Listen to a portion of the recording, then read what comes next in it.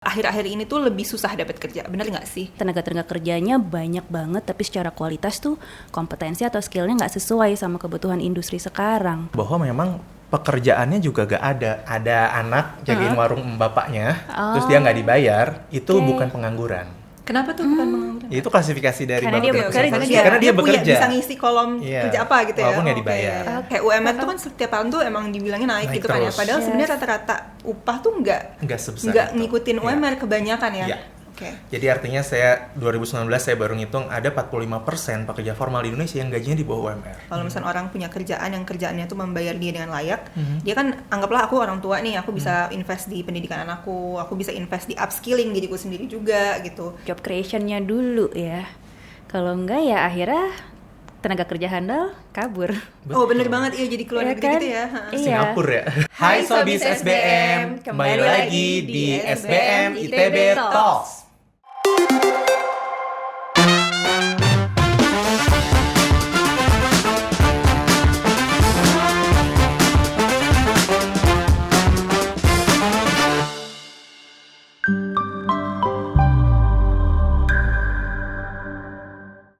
Halo semua, namaku Alia, aku alumni SBM. Sekarang aku tergabung dalam KKPKM sebagai Research Assistant. Di sini aku banyak belajar dan riset tentang gimana sih perusahaan itu bisa didorong untuk bisa lebih berinovasi dan upgrade secara teknologi. Halo, nama saya Yorga, saya dosen di KK People and Knowledge Management. Saya juga sedang mengambil PhD di London School of Economics dengan riset mengenai gig ekonomi dan masa depan pekerjaan. Oke, halo, saya Adita Pritasari, dosen di KK People and Knowledge Management SBM ITB. Research interest saya di Organizational Behavior sama Human Capital Management. Jadi kita semua dari KK People and Knowledge Management atau KKPKM sebagai salah satu kelompok keahlian di SBM ITB, ini isinya dosen-dosen yang memang interestnya di people. Nah, di KKPKM ini selain ngurusin people, biasanya kalau orang bilang people kan terkaitnya ke Human Capital Management, tapi kita juga ngebahas tentang Organizational Behavior, ada Knowledge Management and Innovation, ada juga Leadership and Organizational Performance, sama ada Socio-Ethical at Business Studies. Makanya topik kali ini juga sangat berhubungan dengan interest dari dosen-dosen PKM. Kak Yorga, Kak Adita, Cok. nyadar nggak sih akhir-akhir ini tuh kalau ngelihat sosmed tuh kayak banyak banget yang ngeluh susah banget cari kerja. Kayak misalkan ya, aku kalau misalnya buka Twitter atau TikTok, hashtag infoloker tuh tersebar di mana-mana di semua platform sosmed. Ya mungkin emang beda-beda ya tiap orang. Kalau misalkan dia lebih berpengalaman, mungkin dia kayak akan lebih gampang dapat kerja, atau kalau misalkan dia kuliah itu relatif lebih gampang juga dapat kerja. Cuman in general sense-nya tuh akhir-akhir ini tuh lebih susah dapat kerja, bener nggak sih? Dan kalau misalnya iya, kira-kira tuh kenapa sih, bisa dijelaskan nggak fenomena ini? Oke sih, iya sih kalau misalnya ngelihat ya, terutama misalnya angkatan-angkatan kamu nih Al yang baru-baru lulus juga ya.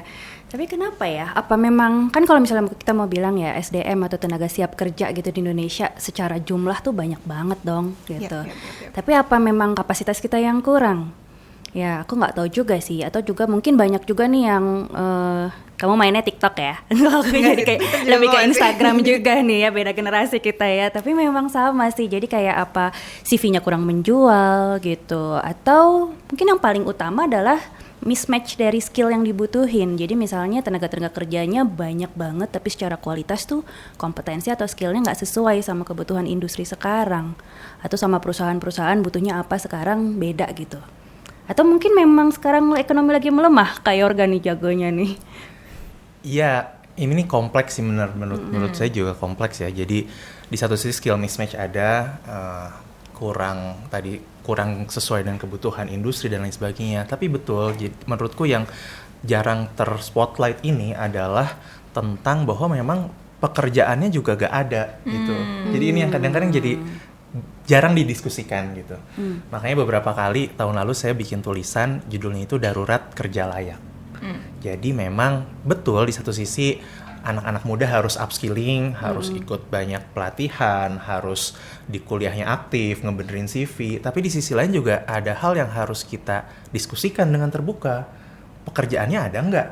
Rekrutmennya ada nggak?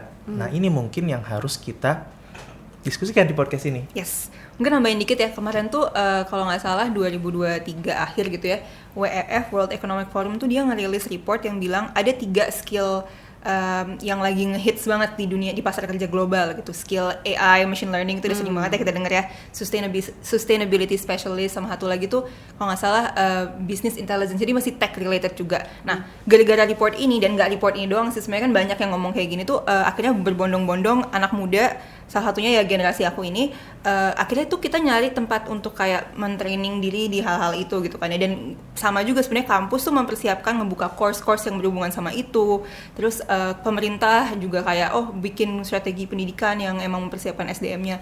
Cuman aku tuh khawatir juga sebenarnya kalau misalnya kita dididik gitu ya dengan optimal, ya memang belum optimal sih pendidikan SDM-nya. Cuma maksudnya anggaplah kita udah optimal dididik, lapangan kerjanya tuh otomatis ada nggak ya di skill-skill yang tadi dibilang WF tadi gitu. Ya, mending kita bicara data dulu kali ya. Kita bicara data nih tentang pengangguran kita hari ini ada berapa sih? Katanya sih memang terus turun setelah pandemi ini ya. Ada di angka sekitar 5, sekian%, angkanya ada di angka 7 juta pengangguran. Ya dibandingin tenaga kerja, angkatan kerja kita 130 juta, 7 juta ini tidak besar gitu ya. Tapi yang perlu kita garis bawahi sebenarnya tuh ada yang namanya hidden unemployment. Jadi pengangguran yang tersembunyi. Jadi sebetulnya pekerjaan sektor formal kita di Indonesia itu hanya 40%, Al. Jadi 60% pekerjaan yang ada itu ya kebanyakan pedagang kaki lima, driver ojol, atau sektor-sektor jasa yang berketerampilan rendah. Jadi memang ada angka, misalkan saya nemu data 17 juta pekerja itu adalah pekerja keluarga tidak dibayar. Yang itu ada di statistik kita. Tapi itu tidak dikategorikan sebagai pengangguran. Pekerja keluarga tidak dibayar, Yes. apa tuh Kak? Jadi kalau ada anak jagain warung bapaknya, terus dia nggak dibayar, itu bukan pengangguran. Kenapa tuh bukan pengangguran? Itu klasifikasi dari Karena Bapak dia Ibu bekerja. Sosial. Karena dia bekerja. Bisa ngisi kolom kerja apa gitu ya. Walaupun nggak dibayar. Oke. Tapi yang ingin ku I see. bilang sebetulnya ya ini pengangguran tuh banyak banget, besar sekali gitu. Dan kalau kita ingin orang bisa kerja layak, ya idealnya di sektor formal dong, bergaji, apalagi misalkan indikator kerja layak tuh. Ada benefitnya gitu, insurance misalnya. Insurance, Job security lah. job security, Oh iya, benar. iya. ILO tuh bikin 10 kategori. Selain itu tuh ada misalkan work-life balance, apa kabar kayak lembur sampai malam. Terus ada hak-hak cuti untuk ibu melahirkan dan bapak. Terus ada misalkan kebebasan berserikat. Nah, jika kita pengen ngelihat kerja yang layak itu, sebetulnya dari 40% sektor formal aja itu masih kurang dari itu gitu. Misalnya kita ngomongin gaji. Bisa ditebak nggak berapa sih rata-rata gaji pekerja formal di Indonesia? Pekerja formal ya, kita belum ngomongin yang tadi pekerja keluarga dibayar. Pekerja Ini formal. 40% tadi ya, 40% tenaga kerja kita. atas. Berapa rata-rata gajinya? Kelas menengah pasti masuk ya. Rata-rata 5. 6 juta, Iya, 6 jutaan. angkanya 2,7 juta. Wow, ini 40% formal. Yes. Oke. Dari Ada berbagai masa kerja. dari berbagai masa Wow, kerja, dari oke. fresh grade yang udah mapan dan lain sebagainya. On average. Yes, artinya Wow. apa? UMR Artinya kita berapa? kita protes UMR 4 juta. Oh, Rata-rata iya, benar-benar. 2,7 juta, men. Oh, berarti ini menarik ya, kayak UMR tuh kan setiap tahun tuh emang dibilangnya naik Naik gitu kan ya. terus. Padahal Yes. sebenarnya rata-rata upah tuh nggak Nggak sebesar itu. ngikutin Iya. UMR kebanyakan ya. Iya. Oke. Jadi artinya saya 2019 saya baru ngitung ada 45% pekerja formal di Indonesia yang gajinya di bawah UMR. 45% itu Yes. gede banget sih. Jadi ini lagi-lagi ini kita membangun krisis dulu ya. Iya, Betapa membangun krisisnya lapangan kerja tuh sesedikit itu gitu. Jadi ada orang Yang layak. yang layak. Ya kalau lapangan kerja doang sih mungkin ada ya, tapi yang layak itu sesedikit itu gitu. Jadi mari kita diskusikan sebenarnya kedepannya gimana sih kita bisa menciptakan lebih banyak pekerjaan yang layak untuk seluruh masyarakat Indonesia. Barulah kita ngomongin apa tadi, AI, Betul. business analytics, you name it. Gitu. Yes. Itu kan untuk yang 40% atas. Nah, boleh diceritain juga nggak yang 60% bawah itu kondisi pendapatannya, ya kondisi kerjanya, kontraknya tuh kayak gimana? Kan tadi ada yang dibilang nggak dibayar tapi karena dia mungkin kerja di bisnis keluarganya Iya, gitu ya. iya, iya. Kalau yang nggak kerja di bisnis keluarganya gitu. Ya, jadi paling banyak sih self-employment ya. Self-employment ini kan range-nya luas. Range-nya luas. Pekerjaan di sektor jasa kebanyakan, pedagang, di sektor transportasi, kurir, ada juga freelance yang tereksploitasi dan lain sebagainya, itu banyak. Jadi kita ngomongin proporsi deh misalkan. kita sepakat bahwa pekerja manufaktur misalkan pekerja di industri itu pekerja yang lumayan layak lah ya. Di pabrik tuh itu udah lumayan layak. Tebak berapa persen sih penduduk Indonesia, pekerja di Indonesia yang kerja di sektor manufaktur? Nggak banyak sih kayaknya. Nggak banyak. Sebut angka aja. Berapa persen ya? 20? 20? Sepuluhan? 15% angkanya. Antara itu. Tengah-tengah ya. Itu sangat kecil dibandingin kalau negara-negara maju zaman dulu pekerja pabriknya tuh 25%, 20%, ada yang 30%. Walaupun declining karena lama-lama ada istilahnya transformasi struktural ya. Orang dari pabrik pindah ke sektor jasa. Yes. Sektor jasa kita itu besarnya 50%. Jadi anggaplah 15% manufaktur, 5% konstruksi, 30% masih agrikultur pertani, 50% itu sektor jasa. Masalahnya jasa ini kan luas.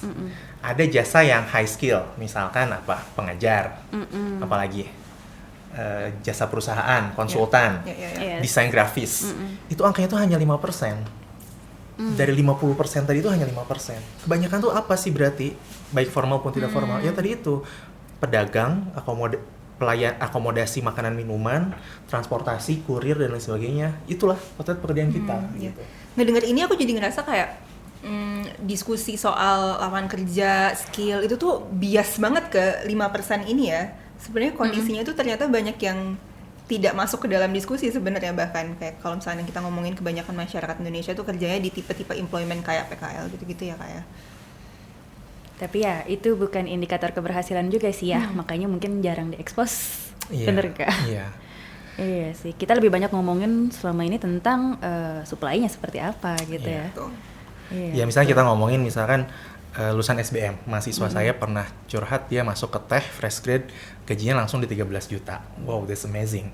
Ada di konsultan masuk 6 juta, 7 juta. Ya itu kita ada di privilege, ada di titik itu gitu. Tapi ini juga jadi PR buat kita yang di sekolah bisnis supaya mikirin the rest less than 3 million rupiah per month-nya ini gitu. Itu sih yang aku ingin ngajak kita aware bahwa ini banyak gitu masalah ini gitu.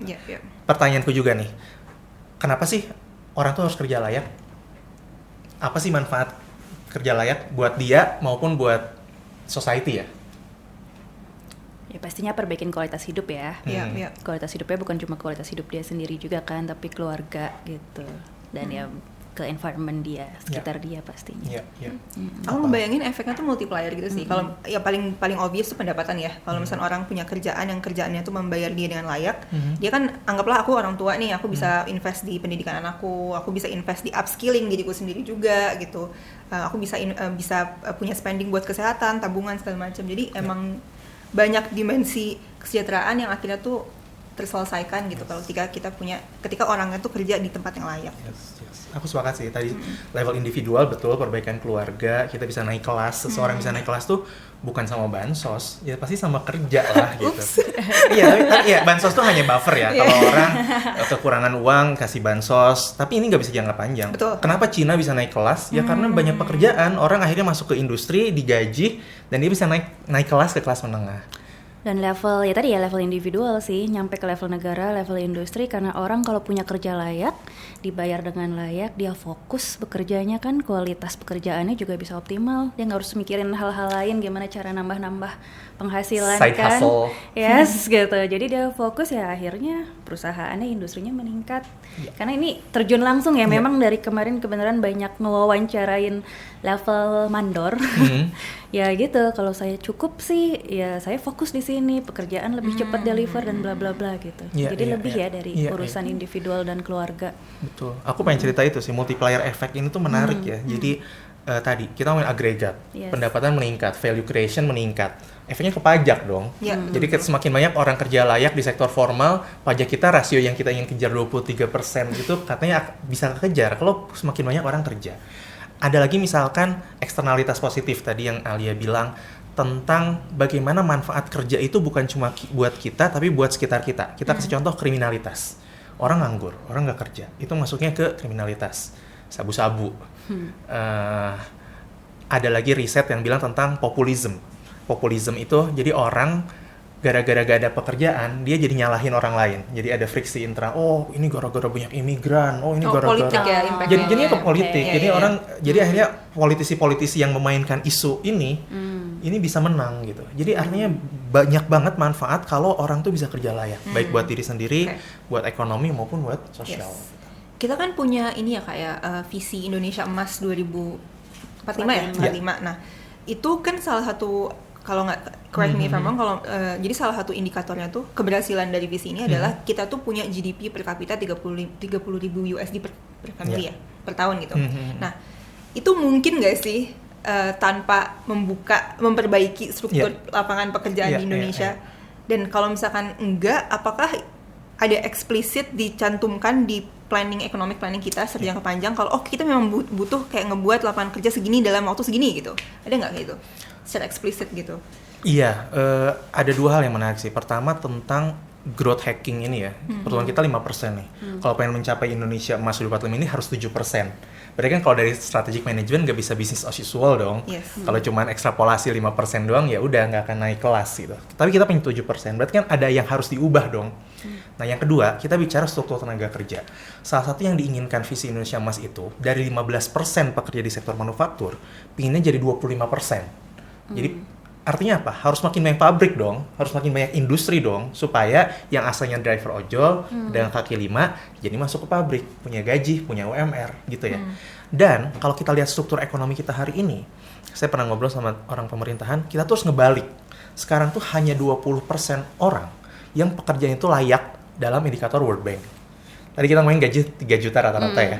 Indikator World Bank itu 5 juta lah, yang layak tuh 5 juta katanya. Itu udah oke lah gitu. Itu tuh hanya ada 20% orang. Kalau pengen dihitung-hitung, kalau pengen mengejar Indonesia 2045 harus 80%. Jadi kita harus membalik, bayangin dari 20-80 ini gitu. Ini harus ada 80% orang yang kerjanya layak. Oke. Jadi ya gak bisa kalau kita ngandelin bisnis usual. Then the next question is how? Gimana Kak? How ya? Perbanyak pabrik. Perbanyak pabrik. Dengan otomasi sekarang justru banyak yang ditutup, di layoff. Iya. Menurutku ini jadi PR banyak pihak ya. Tentu aja triple helix, kolaborasi semua pihak ini menarik gitu. Ada dua hal yang ingin kita shoot. Pertama tentang peran pengusaha, yang kedua peran pemerintah. Maksudnya itu ya. Dan akademisi memberi masukan gitu kan. Walaupun akademisi ya nanti ada perannya. Tapi kalau pengusaha sebenarnya simpel aja. Pengusaha ini harus semakin banyak menciptakan kerja layak, iya dong.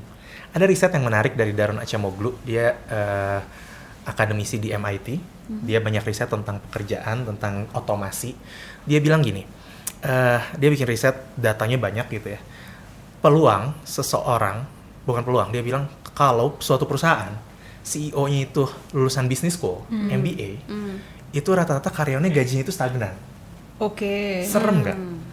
Jadi itu temuan dia untuk CEO yang saat ini memegang kekuasaan di Amerika ya, 1980 sampai 2010-an. Tapi itu dari segala industri. Dari segala industri. Oke. Tapi dia kasih peluang kalau dia lulusan business school, Yes. itu tuh yang jadi korban tuh karyawan, gajinya nggak naik-naik dibandingin yang lulusan non business school. Kenapa kira-kira? Efisiensi. Ditanamkan untuk Iya, dari Iya, awal iya, tuh. iya. Kenapa harus kasih banyak ya? Kalau dengan segini aja udah jalan gitu usaha kita.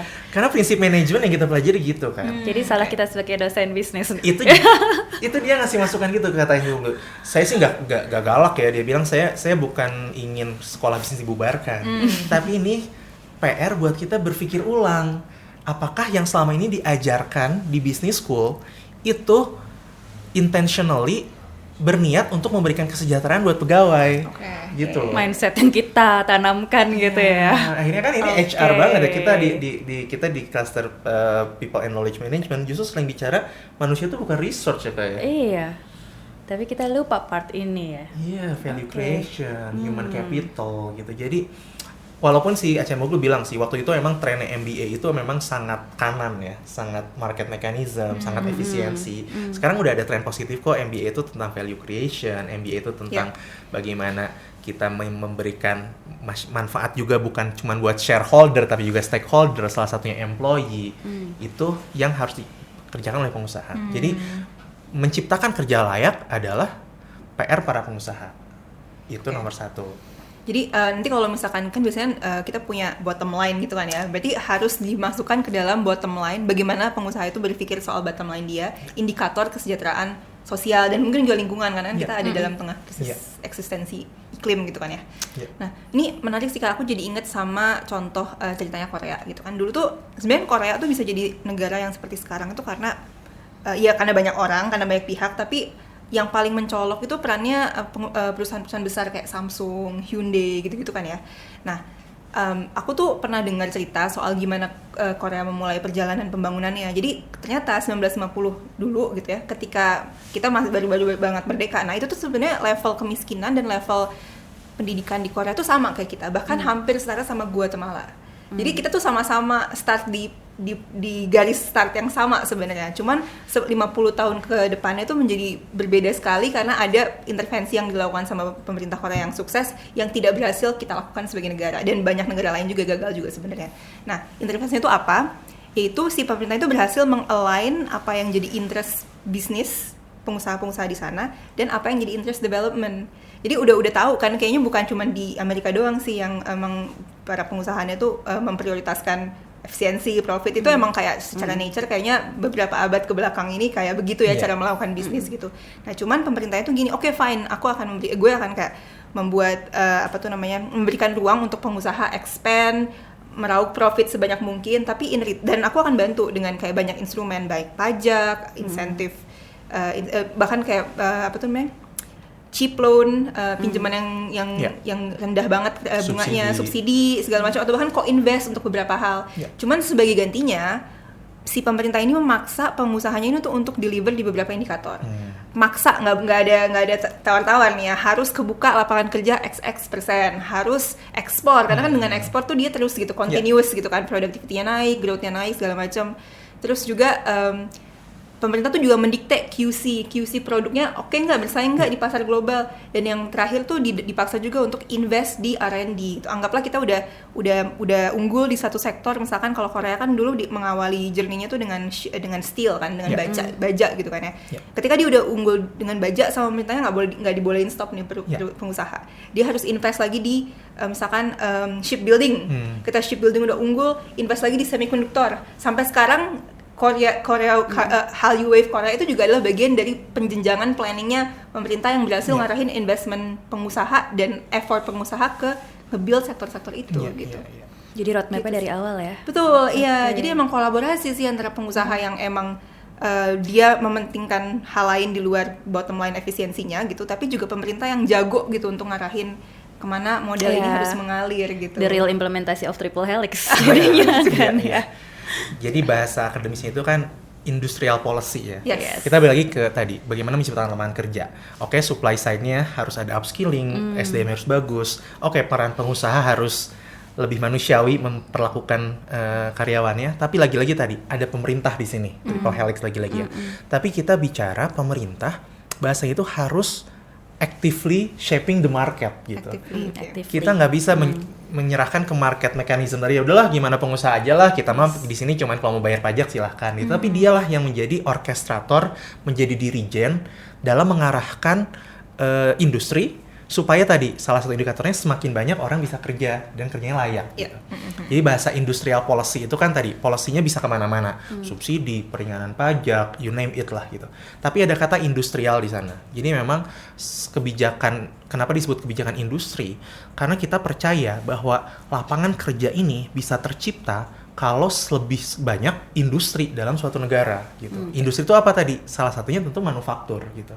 Misalkan di Eliober Economics tuh kita sering ngomong, kenapa sih pabrik ini penting, kenapa sih industri ini penting, ya ITB banget lah ya, kita di kampus teknik, kita harus menciptakan industri, SBM juga ada untuk mendorong terjadi industrialisasi. Kenapa ini penting? Karena ada multiplier efeknya.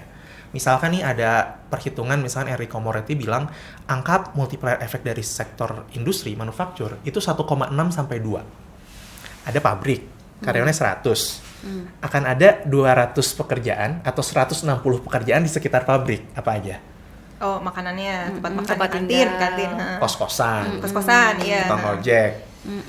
Belum yang nyambung, supplier gitu ya, supplier vendor dan lain sebagainya. Jadi kecipratan manfaatnya itu gede. Kalau ngomongin high tech industry, itu nilai pengennya itu 6. Bayangkan misalnya perusahaan Apple bikin pabrik, ada 1.000 karyawan, akan ada 6.000 karyawan, 6.000 pekerjaan yang tercipta di sekitar lokasi tersebut gitu. Jadi artinya ketika kita mau ngomongin industrial policy, ada kebijakan nih, harus well targeted gitu. Mau ke arah mana? Kata kuncinya adalah ke sektor industri. Makanya tadi ketika Alia bilang di Jepang fokusnya ke otomotif, di Korea mulai dari kita memetakan apa sih yang kita punya, terus kita akan berkembang kemana, itu adalah part of the planning, grand planning itu tadi gitu. Dan kata kuncinya adalah industri, manufaktur. Ada sebetulnya yang bisa kita usahakan sebagai alternatif, yaitu high skill service sector atau high tech service sector yang tadi kita obrolin baru sekitar 5%. Jasa IT, desain grafis, kreatif industri, itu juga bisa ngasih multiplier. Jadi artinya kebijakan industri kita harus diarahkan kedua itu. Kita dorong industrialisasi, manufaktur. Yang kedua kita dorong high tech service, gimana ngebantu perusahaan tech, perusahaan fotografi, konsultan bisnis, supaya mereka berkembang sehingga menyerap tenaga kerja lebih banyak lagi gitu. Kebayang.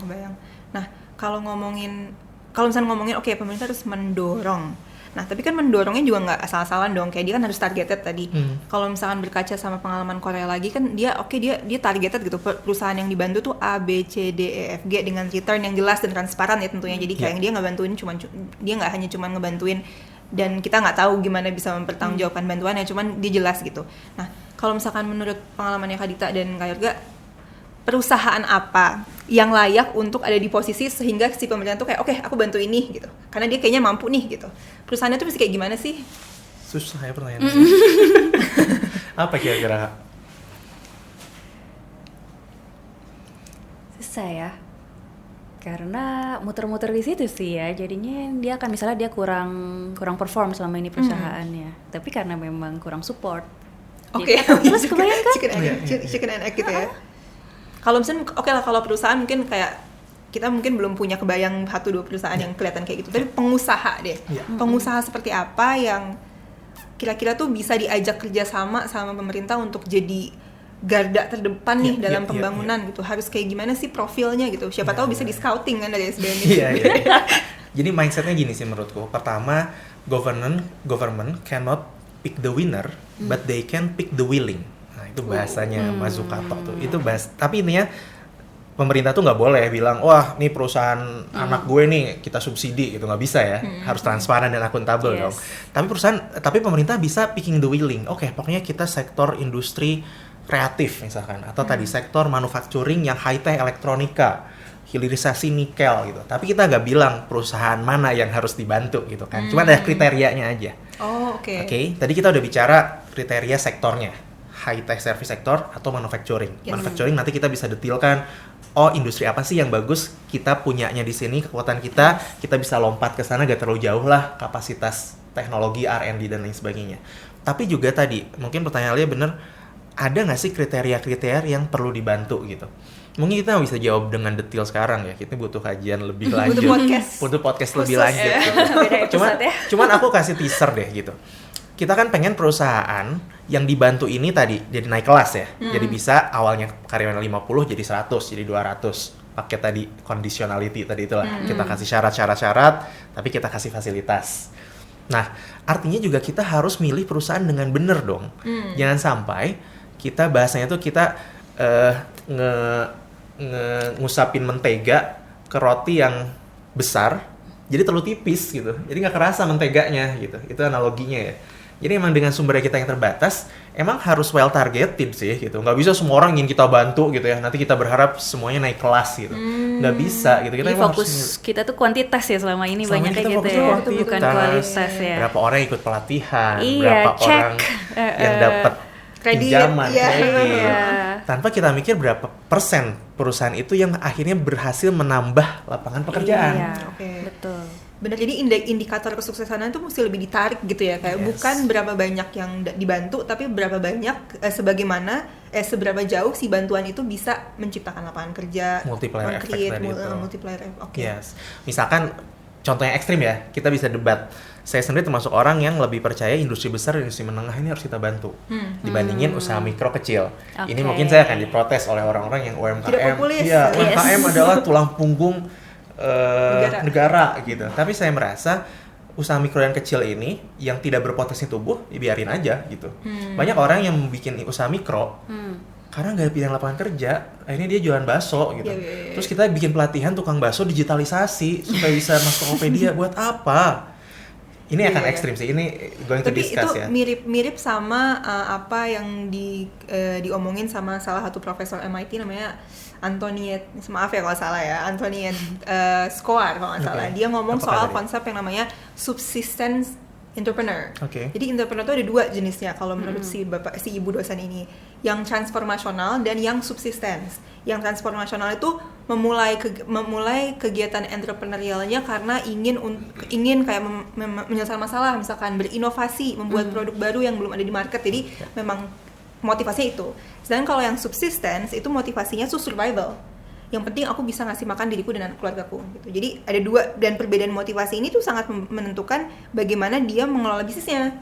Yes. Berapa banyak yang dia bisa invest, berapa banyak yang akan dia invest, ke tipe investment yang kayak gimana. Nah, si profesor ini juga bilang kebanyakan yang subsistence itu memang usaha-usaha kecil yang informal malah kebanyakan. Jadi toko kelontong yang kecil banget gitu ya skala tradingnya.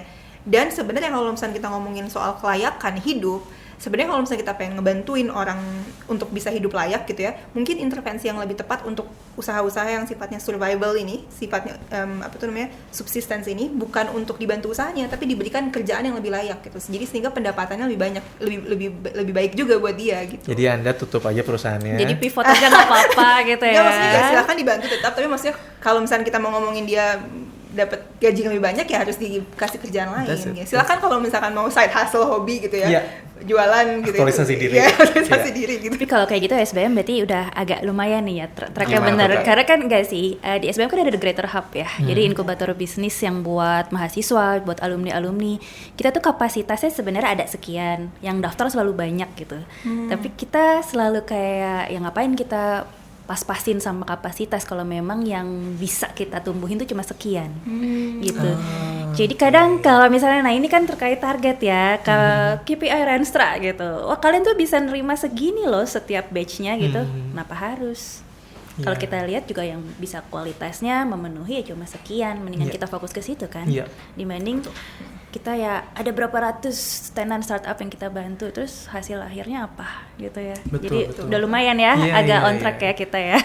Menarik nih, ini ya benar sih. Jadi kalau ada, anggaplah dana 1 miliar, mendingan ngasih masing-masing 100 juta ke perusahaan yang berposisi tumbuh gitu ya. 100 jutanya dalam bentuk pelatihan, bentuk pinjaman. Atau pengusaha, gitu. atau Atau pengusaha. Daripada Daripada 50 juta ke kita ngebaik kecil-kecil atau 10 juta semua gitu ya. Betul sih, aku sepakat sih Kak. Dan bagaimana success story ya, semoga sukses yang kita lakukan di SBM ini bisa direplikasi oleh banyak aktor, utamanya pemerintah gitu. Dengan segala program kreditnya, inkubatornya, bantuan pendampingannya, bagaimana sejak awal kita melakukan assessment untuk mencari mana yang berpotensi naik kelas gitu ya. Setuju. Iya sih, jadi mungkin pertanyaan soal gimana kita bisa memfilter, gimana kita bisa better identify si perusahaan dan pengusaha ini tuh penting untuk banyak kajiannya Yes, gitu. that's $1 billion question. Iya, ya, exactly. gitu. Iya. Tapi aku sepakat sih, artinya siapapun yang bekerja di sektor ini ya, mau itu pemerintah daerah, pemerintah pusat, universitas, ketika kita ingin mendorong penciptaan lapangan kerja sebanyak-banyaknya, maka dengan sumber daya yang sangat terbatas tadi itu, kita tolong, kita dampingi pengusaha-pengusaha atau unit bisnis yang memang berpotensi untuk tumbuh gitu. Sementara yang lainnya itu bakal kecepatan multiplier efeknya kok. Ya nggak sih? Kalau Bandung tumbuh, kalau banyak industri baju, tukang bakso juga akan kecepatan rezekinya kan. Driver ojol juga mungkin jadi punya pilihan untuk ngelamar kerja jadi satpam, jadi security daripada misalkan stay in ojol gitu. Kalau kecuali dia emang seneng jadi ojol gitu misalkan.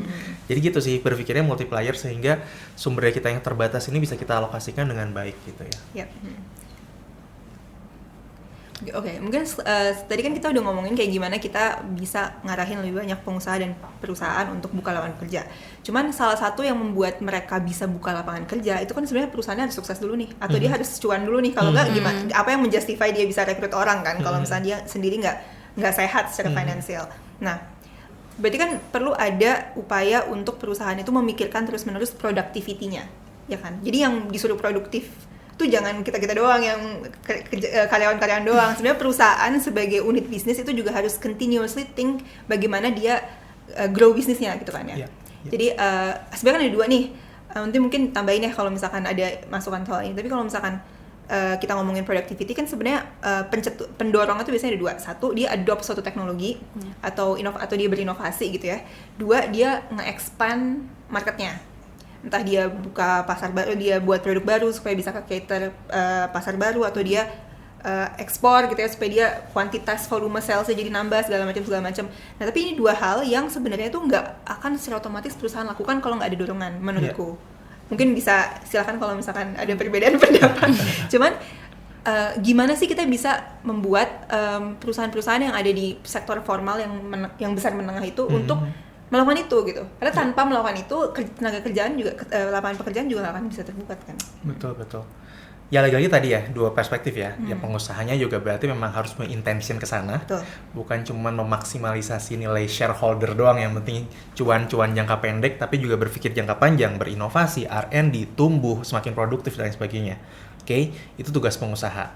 Ada pendidikan di sana lah ya. Kita mendorong pengusaha seperti itu. Tapi juga ada peran pemerintah dong, ada stick and carrot dong, ada policy di sana gitu. Yang mungkin tadi Alia udah ngasih beberapa teaser kan, bahasanya conditionality kan. Kita kasih keringanan pajak, kita buat ease of doing business, mudah berusaha di sini, nggak ada rente, nggak ada yang japrem, diberikan infrastruktur yang baik, yang mendukung, ada cluster ekonomi khusus, itu bentuk-bentuk dari polisinya.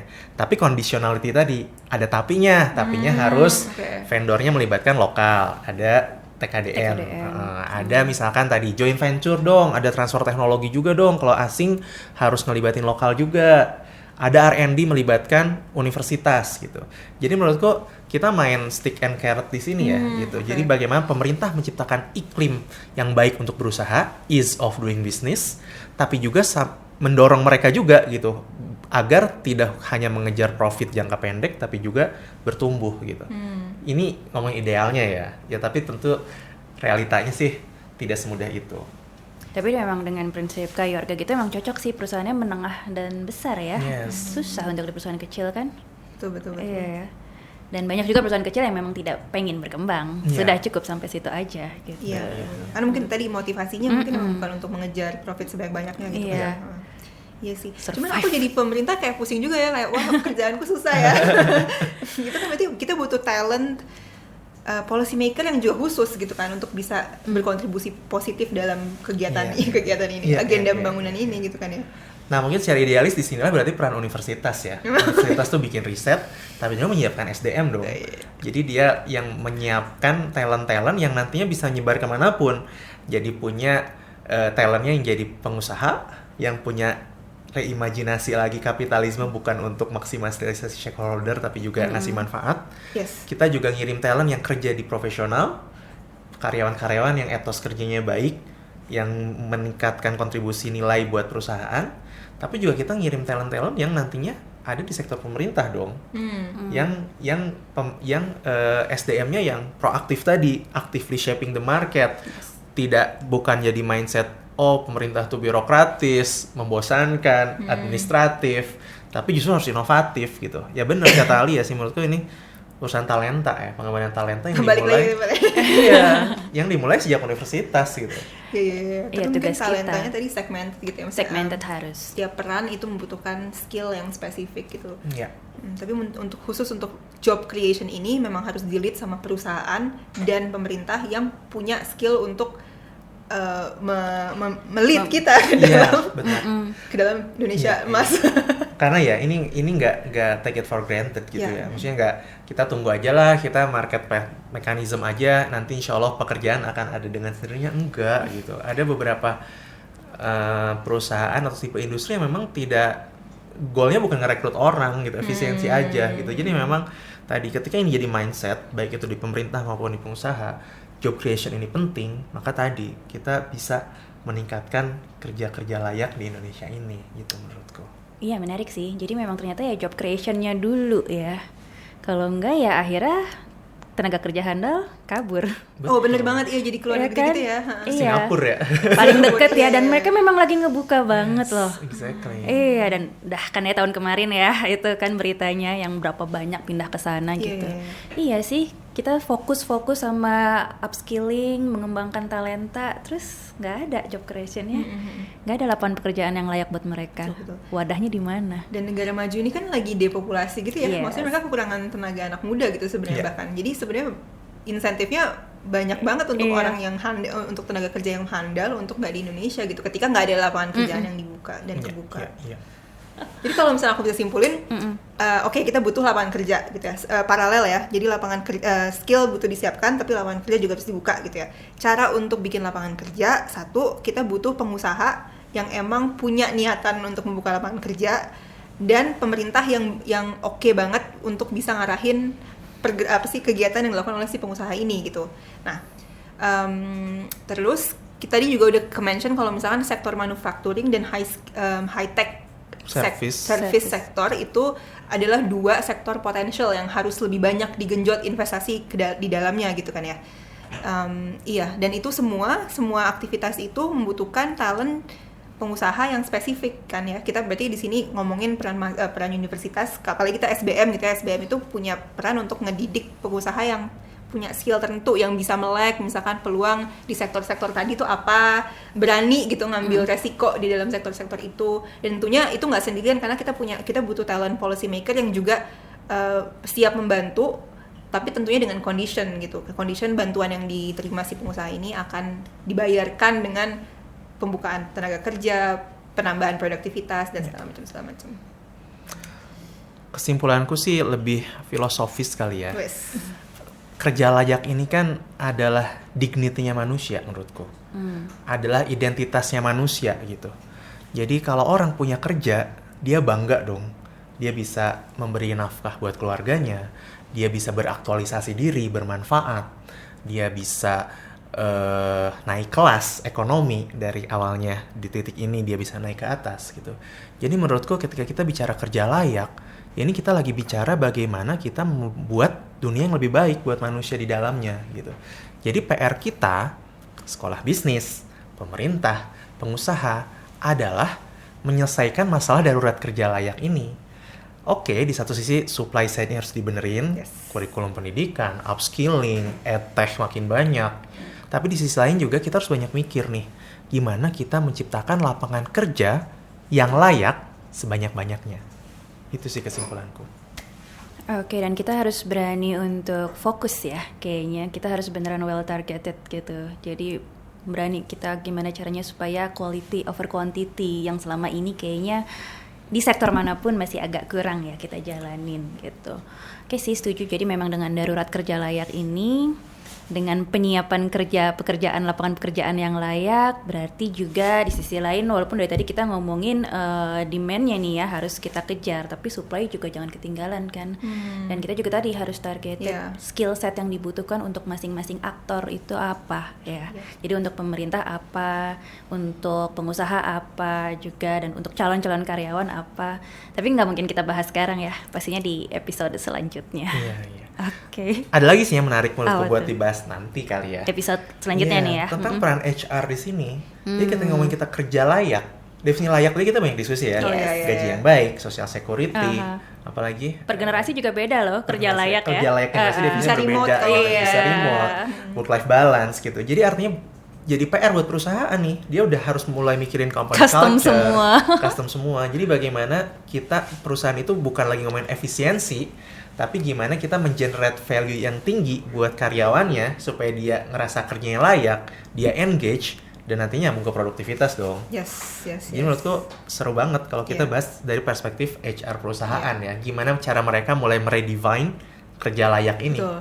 Kalau level satunya yang penting kerjaannya dibuka dulu, level 2-nya yang udah dibuka ini gimana dibuat layak. Selayak apa? Selayak apa gitu. Define layak. Oke, episode selanjutnya berarti. Amin. Biar kita lebih fokus ya. Terima kasih. Terima kasih. Ayo Sobis SBM, terus saksikan SBM ITB Talks di episode selanjutnya.